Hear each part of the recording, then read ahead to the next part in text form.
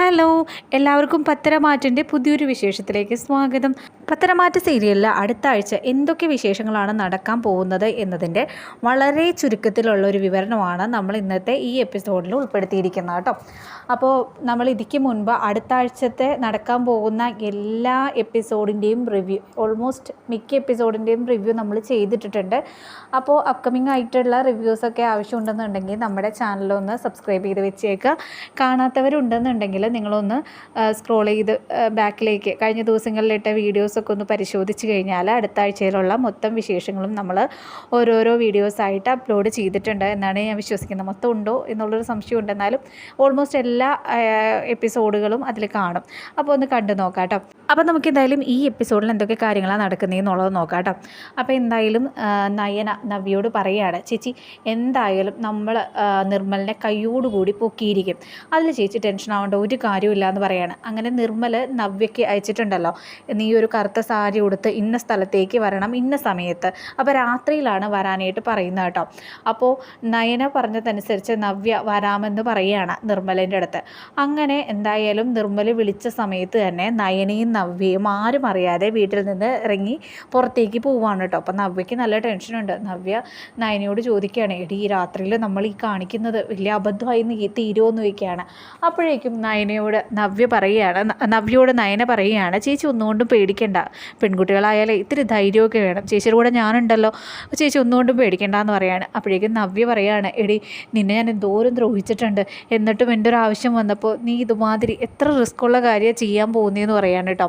അപ്പോഴേക്കും നയന പറയാണ്, എൻ്റെ പൊന്ന് ചേച്ചി എൻ്റെ സ്വന്തം കൂടപ്പിറപ്പാണ്, ചേച്ചിക്കൊരു പ്രശ്നം വന്നു കഴിഞ്ഞാൽ ഞാനും കൂടെ അതിൽ ഉൾപ്പെട്ടുകൊണ്ട് ആ പ്രശ്നം പരിഹരിക്കേണ്ട കടമ എനിക്കുണ്ട് കേട്ടോ, അതുകൊണ്ട് തന്നെ ചേച്ചി ഇതൊന്നും ഓർത്തിട്ട് വിഷമിക്കേണ്ടെന്നൊക്കെ പറയാൻ കേട്ടോ. അങ്ങനെ എന്തായാലും നയനയും നവ്യയും നിർമ്മലിനെ കാണാനായിട്ട് തീരുമാനിക്കുകയാണ്. നവ്യയും നയനയും എഴുന്നേറ്റ് പോയത് രണ്ടുപേരും, അതായത് അഭിയും അറിഞ്ഞിട്ടുണ്ട്, ആദർശും അറിഞ്ഞിട്ടുണ്ട് കേട്ടോ. അപ്പോൾ ആദർശ് വിചാരിക്കുകയാണ്, അല്ല ഇവൾ ഈ രാത്രി എഴുന്നേറ്റ് പോയിട്ടുണ്ടെങ്കിൽ തീർച്ചയായിട്ടും നിർമ്മലിനെ പിടിക്കാനായിട്ട് പോകുന്നത് തന്നെയായിരിക്കുള്ളൂ, എന്തെങ്കിലും ഒരു അബദ്ധം പെണ്ണ് കാണിച്ചു വെക്കുകയുള്ളൂ എന്നിങ്ങനെ നമ്മുടെ ആദർശ് മനസ്സിൽ കാണുകയാണ്. അങ്ങനെ ആദർശ് പോലീസിനെ വിളിച്ചിട്ട് പറയുകയാണ്, സാർ എത്രയും വേഗം എൻ്റെ വീടിൻ്റെ പരിസരത്തേക്ക് വരണം, ആ നിർമ്മലെന്ന് പറഞ്ഞവൻ ഇവിടേക്ക് വരുന്നുണ്ട്, അപ്പോൾ അവനെ കൈയോടുകൂടി പിടിക്കണം എന്ന് പറയുകയാണ്. അപ്പോഴേക്കും പോലീസ് പറയുകയാണ്, താനിപ്പോൾ ഇങ്ങനെ വിളിച്ചു പറഞ്ഞാൽ ഞാൻ എങ്ങനെയാണ് ഇങ്ങനെ പോലീസിനെ അയക്കാനായിട്ടാണ്, മഫ്തിയിൽ അയക്കാനായിട്ടാണ്, എന്തായാലും താൻ പറഞ്ഞ സ്ഥിതിക്ക് അയക്കാമെന്ന് പറഞ്ഞുകൊണ്ട് 2 പോലീസുകാരെ മഫ്തിയിൽ അവിടേക്ക് വിടുകയാണ് കേട്ടോ.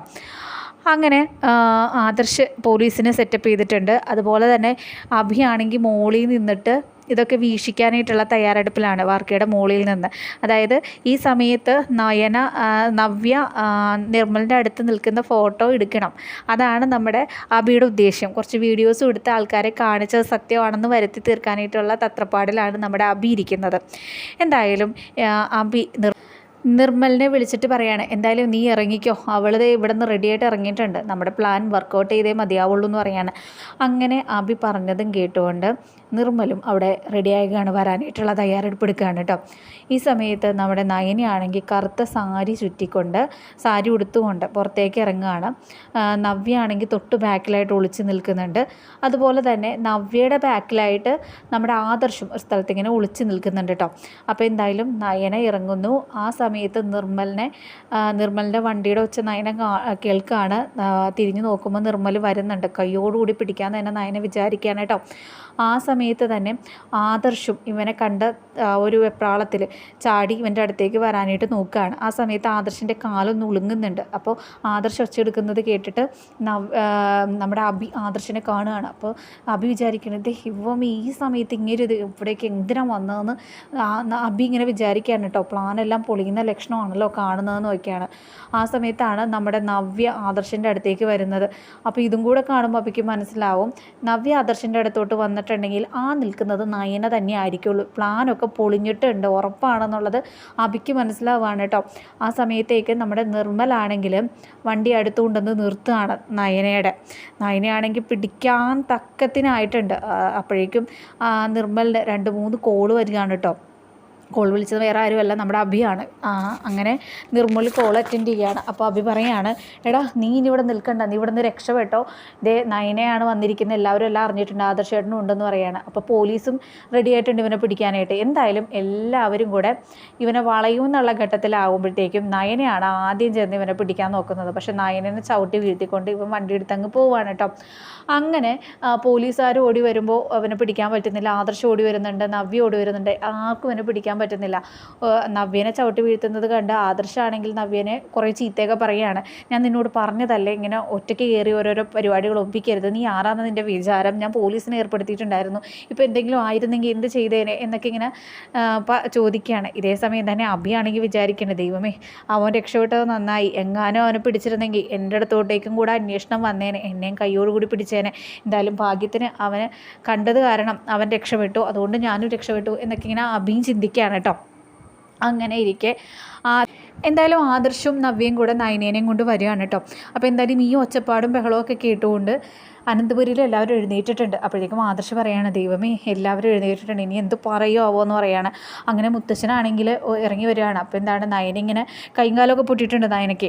അപ്പോഴത്തേക്കും മുത്തശ്ശനാകെ ടെൻഷൻ ആവണം. മുത്തശ്ശൻ ചോദിക്കുക, അല്ല ഇതെന്താ പറ്റിയത്, നയനമൊക്കെ ഇതെന്താ പറ്റിയെന്ന് ചോദിക്കുകയാണ് കേട്ടോ. അങ്ങനെ നവ്യയോട് വെള്ളം എടുത്തുകൊണ്ട് വരാൻ പറയുകയാണ്. അങ്ങനെ വെള്ളം എടുത്തുകൊണ്ട് നവ്യ വരുന്ന സമയത്ത് എല്ലാവരും ചോദിക്കുകയാണ്, നവ്യ ഇവക്ക് എന്താ പറ്റിയെന്ന് ചോദിക്കുകയാണ്. അങ്ങനെ നവ്യ കാര്യം പറയാനായിട്ട് പോകുമ്പോഴത്തേക്കും ആദർശ് പറയാണ്, നവ്യ നീ ഒന്നും പറയണ്ട, ഞാൻ പറഞ്ഞോളാം എന്ന് പറയാണ് കേട്ടോ. എന്നിട്ട് ആദർശ് എല്ലാവരോടും പറയുകയാണ്, ഒരു നുണക്കഥ പറയുകയാണ്. അതായത് നയനയ്ക്ക് പെട്ടെന്ന് രാത്രിയിൽ ഒരു കുൽഫി തിന്നാനായിട്ട് ഒരു ഭയങ്കര ആഗ്രഹം തോന്നി. അപ്പോൾ കുൽഫി മേടിക്കാൻ വേണ്ടിയിട്ടാണ് ഞാൻ പോയത്. അപ്പോൾ നയനയും നവ്യയും ഇവിടെ നിൽക്കുന്നുണ്ടായിരുന്നു. അങ്ങനെ ഞങ്ങൾ 3 പേരും കൂടെ കുൽഫി മേടിക്കാനായിട്ട് പോയതാണ്. ആ സമയത്ത് ഒരു കുടിച്ചുകൊണ്ട് ഒരു ലഗാനുമില്ലാതെ ഒരുത്തം ബൈക്കിന് വന്നു. അങ്ങനെ നയനയെ തട്ടിയിട്ടിട്ട് പോയതാണ്. അങ്ങനെയാണ് കൈയൊക്കെ പൊട്ടിയെന്ന് പറയാൻ കേട്ടോ. ഈ സമയത്ത് മുത്തശ്ശൻ ചോദിക്കുകയാണ്, ഇത്രയും പ്രശ്നം നിൻ്റെ മുന്നിൽ വെച്ച് നടന്നിട്ട് നീ അവൻ്റെ നമ്പറൊന്നും കണ്ടില്ല, അവൻ്റെ വണ്ടിയുടെ നമ്പറോ അവനെ പോലീസിനെ ഏൽപ്പിക്കാനായിട്ടോ ഒന്നുമുള്ള പരിപാടി നീ നോക്കിയില്ലേ എന്ന് ചോദിക്കുകയാണ്. അപ്പോഴേക്കും ആദർശ് പറയാണ്, അത് പിന്നെ മുത്തശ്ശ ആ സമയത്ത് ഇവളെ അങ്ങ് തട്ടിയിട്ടപ്പോൾ ആ ഒരു പരിഭ്രാന്തിയിൽ എനിക്ക് നമ്പറൊന്നും നോക്കി വെക്കാൻ പറ്റിയില്ല, പെട്ടെന്ന് ഇവളെ ശ്രദ്ധിക്കാനായിട്ടാണ് ഞങ്ങൾ രണ്ടുപേരും ഓടിയെത്തിയത്, അതുകൊണ്ട് തന്നെ നമ്പറൊന്നും ശ്രദ്ധിച്ചില്ല എന്ന് പറയാണ്. അപ്പോൾ ഇത് കേട്ടതും ദേവയാനിക്കും ജലജയ്ക്കും ചില സംശയങ്ങൾ തോന്നുകയാണ് കേട്ടോ. അപ്പോൾ ദേവയാനി പറയാണ്, എടാ ആദർശ് ഇതെന്താടാ, കഴിഞ്ഞ തവണ ഇവർക്ക് രാത്രിയിൽ ബീഡ തിന്നാനായിട്ടുള്ള ആഗ്രഹം കാരണം ബീഡ മേടിക്കാൻ നിങ്ങൾ പോയി, അപ്പോഴും ഇതുപോലെ എന്തൊക്കെയോ സംഭവിച്ചു. ഇപ്പോൾ അടുത്ത ആഗ്രഹം രാത്രിയിലാണ് ഇവളുടെ ഓരോരോ ആഗ്രഹങ്ങൾ. ഇവിടെ പറയുന്നതും കേട്ടുകൊണ്ട് നീ ഓരോന്നിനും ചാടി പുറപ്പെടരുതെന്നൊക്കെ പറയാൻ കേട്ടോ. ഈ സമയത്ത് ജലജ പറയാണ്, ഏടത്തി വിശ്വസിക്കുന്നുണ്ടോ ഇതുപോലൊരു കഥ സത്യമാണെന്നുള്ളത്? രാത്രിയിൽ നയനയ്ക്ക് ഇതുപോലെ കുൽഫി തിന്നാനൊരു അമോഹം, കുൽഫിക്കടക്കാരൻ വരുന്നു, എന്തായാലും കുൽഫി മേടിക്കാനായിട്ട് ആദർശ് വരുന്ന സമയം, ആദർശും നയന ഇറങ്ങുന്ന സമയത്ത് നവ്യ നിൽക്കുന്നു, എന്തായാലും 3 പേരും കൂടെ കുൽഫി മേടിക്കാൻ പോയി, അതിനിടയിൽ ഇതുപോലെയൊക്കെ സംഭവിച്ചു, ഇതൊക്കെ ഏടത്തി വിശ്വസിക്കുന്നുണ്ടോ എന്ന് ചോദിക്കുകയാണ്. അപ്പോഴേക്കും മുത്തശ്ശന് ദേഷ്യം വരികയാണ്. മുത്തശ്ശൻ പറയാണ്, ജലജ നീ ആവശ്യമില്ലാത്ത കാര്യത്തിൽ അഭിപ്രായം പറയാനൊന്നും നിൽക്കണ്ട എന്നിങ്ങനെ പറയാണ് കേട്ടോ. എന്തായാലും പ്രശ്നങ്ങളൊക്കെ തീർന്നു. ഇപ്പോൾ തന്നെ ഹോസ്പിറ്റലിലേക്ക് നയന മോളെ കൊണ്ടുപോകാൻ പറയുകയാണ്.